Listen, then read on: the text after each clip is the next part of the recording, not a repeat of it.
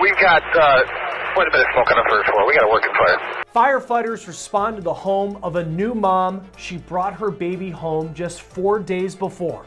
Fire on the first floor bedroom, got 2 victims. Need help getting them out. Soon, first responders learned that this fire call was allegedly just a cover-up for a horrific crime that had happened inside the house. Upon further investigation, that fire investigation has developed into a homicide. Now this man is in custody. What we know about him and why he would allegedly take the life of this woman and her 4-day-old baby. We're on the case, presented by Law and Crime. I'm Chris Stewart.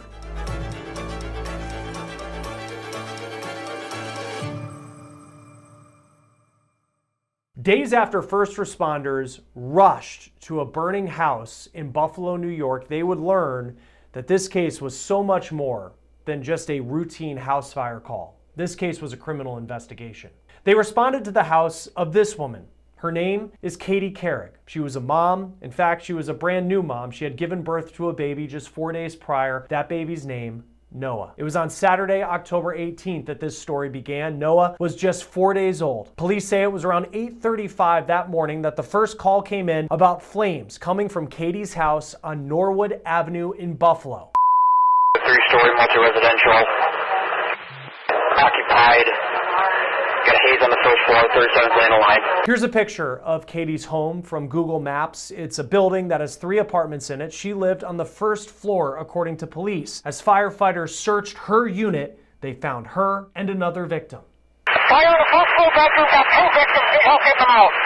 Catie was rushed to the hospital where she was pronounced dead, but doctors say smoke inhalation was not her cause of death. In fact, her cause of death wasn't related to the fire at all. Her 4-day-old baby boy, Noah, he was also pronounced dead. It's unclear at this point what caused his death, but from listening to firefighters and the radio chatter from Broadcastify, you can tell that there was just so much smoke inside that unit where Carrig lived, and that unit is where firefighters say the fire began. But Catie's cause of death, it's shocking. It took this story to an even more tragic level. According to police, she was strangled before the fire. This is the person who police say is responsible, Kidane Haile. He is Catie Carrig's boyfriend, and according to law enforcement, he is the dad of 4-day-old Noah. The allegations are that Mr. Haile murdered Kathleen Carrig by strangulation, and that he had done so prior to intentionally starting the fire. We anticipate that the evidence is going to show that he intentionally started the fire with gasoline. The cause of death for baby Noah remains under investigation. But we expect to be able to verify and report his cause of death in very short order. Haile initially was charged with second-degree murder for allegedly killing Carrig. He has not yet been charged with anything related to Noah's death. Police say that's because they are continuing to investigate. We do know that Haile lived in that unit with Catie Carrig and that newborn baby boy. We also know not only were they in a relationship, but Haile, it seems, had a pretty good job and that he worked in higher education. He worked at the University of Buffalo in the financial aid office. He was an advisor there. The university released a statement confirming that he was their employee. The statement doesn't say much, but it does say, quote, that they have robust disciplinary process in place to address instances where an employee may have engaged in criminal activity. Now, this is Kidane Haile, 30 years old, making his first court appearance in Buffalo, and this is related to the second-degree murder charge in connection to Catie Carrig's death. If he's found guilty on that charge alone, he'll receive 25 years to life in prison. Police say that Haile was found inside the apartment as well. They believe that he allegedly strangled Catie Carrig, then used gasoline to try and set the house on fire. He was taken to the hospital to be treated for smoke inhalation, but he was released, and at that point, he was taken into custody. He is being held at the local jail without bond. At his first court appearance, prosecutors said they are planning to file a new indictment that will include additional charges as this investigation continues on. Haile, who didn't show much emotion, kind of had that scowl on his face, not just in his mugshot, but in his court appearance, he pleaded not guilty to that charge of second-degree murder. At this point, with so much still developing, it is unclear when he will be in court next. Now, as for Catie Carrig and her young baby boy Noah, who is just 4 days old, yet today is the subject of an obituary, friends are remembering Katie Carrig. One friend wrote on Facebook, quote, "Rest easy, sweet girl. I will forever remember your shy, sweet self. I am blessed to have had a chance to know you." Before we get back to this episode of On the Case, I need to take a moment and thank Upside for sponsoring this episode of On the Case. We're talking about a free app that gives you real cash back on daily essentials like gas and groceries. I use it every time I pump gas. Or maybe I go out to lunch, I use Upside, perhaps maybe picking up some gum or Tic Tacs at 7-Eleven or another convenience store. I'm using Upside, so why not get cash back when you do all of these things? And we're talking about real money here, real cash back, money that appears in your Upside app that you can transfer straight into your bank account. Once you have the free Upside app, claim an offer for whatever you're buying on Upside. You pay as usual using a debit or credit card, and then you follow the steps on the app and you get paid. So to find out how much you could earn, click the link in the description to download Upside or scan the QR code on your screen and use our promo code OTC and get an extra 25 cents back on every gallon on your first tank of gas. That is promo code OTC for an extra 25 cents back on your first gallon of gas. Here's more of what the authorities had to say in Buffalo about where this investigation could go next. Good afternoon, everyone. I want to thank all of you for being here with us. Joining me this afternoon is Erie County District Attorney Michael Kane, Erie County Homicide Bureau Chief Eugene Partridge, Assistant District Attorney Brianna Kaleman, Buffalo Police Commissioner Alfonso Wright, Buffalo Fire Commissioner William Ronaldo, Buffalo Police Deputy Commissioners Patrick Overdorf and Joseph Fahey, Buffalo Fire Deputy Commissioner Paul Eason, as well as Buffalo Police Chief of Detectives Joseph Langdon. Today, unfortunately, we are here to share with all of you a very truly heartbreaking update and development in an incident that was originally dispatched as a fire call to the Buffalo Fire Department. At about 8:35 a.m. Saturday, October 18th, Buffalo Fire was dispatched to the 400 block of Norwood Avenue for a fire call. Upon further investigation, that fire investigation has developed into a homicide investigation. The victims have been identified as 29-year-old Kathleen Katie Carrig and her 4-day-old infant Noah Carrig. First and foremost, my heartfelt sympathies and most sincere condolences go out to Katie and Noah's family and friends. I do not know Katie or Noah, but I can tell you that mine and my family's connection to the Carrig family dates back prior to my birth. And if my personal experience with the Carrig family is any indication of the type of person that Katie Carrig is, I know that this community has lost one heck of a person. So again, my heartfelt condolences, sympathies, and love go out to the Carrig family and their family and friends. I do want to be clear that this investigation is very much ongoing and the legal process is very much ongoing. And so we are asking that the public please be patient with the process as it unfolds and please respect the privacy of the family during this horrific tragedy. What I can share with you at this time is that the Buffalo Fire Department has officially ruled the fire as incendiary in nature, meaning it was intentionally set. And to that end, earlier this afternoon, an indictment was handed down against a suspect in connection with this case, and the district attorney will get involved in that a little bit more. But before we do hear from the district attorney, I just want to thank the men and women of the Buffalo Fire Department for responding to the call in such a swift nature and the job that they did, the arson investigation, the men and women of the Buffalo Police Department for their efforts in the investigation over the course of the past few days, as well as the men and women of the Erie County District Attorney's Office for their close collaboration and partnership over the past 4 or 5 days during these as a result of this, as I said, unspeakable, horrible tragedy. To discuss what has taken place over the course of the past few days, as well as today's proceedings, I want to welcome to the podium Erie County District Attorney Michael Kane. Thank you, Mayor. Thank you, Mayor. So this afternoon, Kidane Haile was arraigned by Erie County Court Judge Sue Maxwell Barnes. He has been indicted by an Erie County grand jury for the murder of Kathleen Carrig. As the mayor indicated, this investigation started after the incident on Norwood Avenue, and a 911 call came in reporting that a smoke alarm had gone off in the lower apartment of 428 Norwood Avenue. Buffalo police responded to the fire, and the victim, 29-year-old Kathleen Carrig, was found deceased in the lower apartment bedroom. Her 4-day-old baby boy Noah, was found also in the bedroom. He was also deceased. And Kidane Haile was also found in the bedroom. He was apparently injured, and he was taken from that home to ECMC, where he has been since Saturday morning until late yesterday. Late yesterday, he was discharged, and as I indicated, we had obtained an indictment from an Erie County grand jury on one count of murder in the second degree for the murder of Kathleen Carrig. He was immediately taken into custody on that indictment warrant, and he was arraigned this afternoon. The allegations are that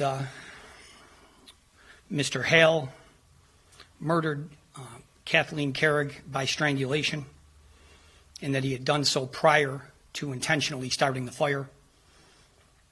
We anticipate that the evidence is going to show that he intentionally started the fire with gasoline. The cause of death for baby Noah remains under investigation, but we expect to be able to verify and report his cause of death in very short order. The defendant was, as I indicated, arraigned by Judge Maxwell Barnes this afternoon. He was remanded. The case will now proceed forward. Judge Maxwell Barnes was actually in what we call criminal special term, so this case will be assigned to a different judge, and we will get a date once it's been assigned to the new judge. This appearance here before all of you and the statements we're making to the public is really just the first reporting and step in the prosecution of this case. But as I've indicated, and as the mayor indicated, this investigation is going to continue, and we expect to be able to report additional information in very short order. I understand that there's a lot of information out in the public, and there has been about this crime, but I'm not going to be able to talk about the details or much of the evidence other than I've already shared.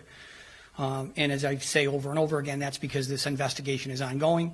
And in order to preserve the integrity of the investigation, we are very careful what we put out into the public. Now, it's important that I note that Mr. Haile is presumed innocent unless and until proven guilty. If he is convicted of murder in the second degree, he faces a maximum sentence of 25 years to life. And I think, as the mayor appropriately said, this is a horrible case. It involves the death of a very young woman, a 29-year-old woman who had just given birth to a baby boy only 4 days earlier. And the baby boy is gone as well. I think it's important to thank the members of the Buffalo Police Department and the Buffalo Fire Department that acted so quickly in response to this call. And really, since Saturday morning, worked around the clock with members of my office. The mayor mentioned Gene Partridge, our Homicide Bureau Chief, and Brianna Kelman from our Major Crimes Bureau. But in addition to that, our partners at the Erie County Sheriff's Office were involved. The CPS lab is involved, and the Erie County Medical Examiner's Office is involved as well. We're going to continue forward with the investigation, and as I've indicated, I expect to be able to report out more information to you within the coming days. I'm really, quite frankly, at a loss for words on this case, other than that at least we have this man in custody.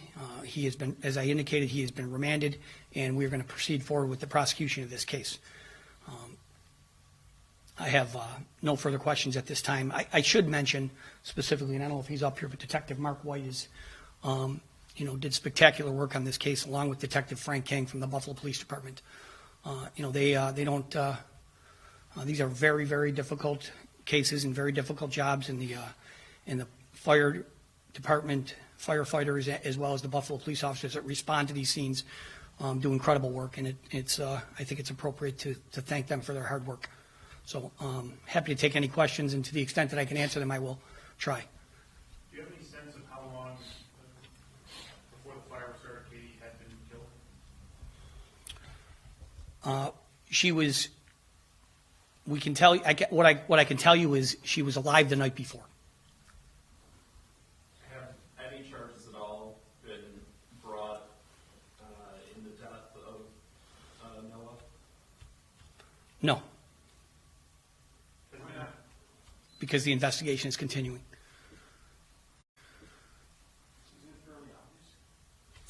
Well, it's not the standard that we have with a jury. We have to prove a case beyond a reasonable doubt. And so we make sure that we conduct these investigations thoroughly and that once they're complete, we finish the investigation before grand juries, and then we will report it out accordingly.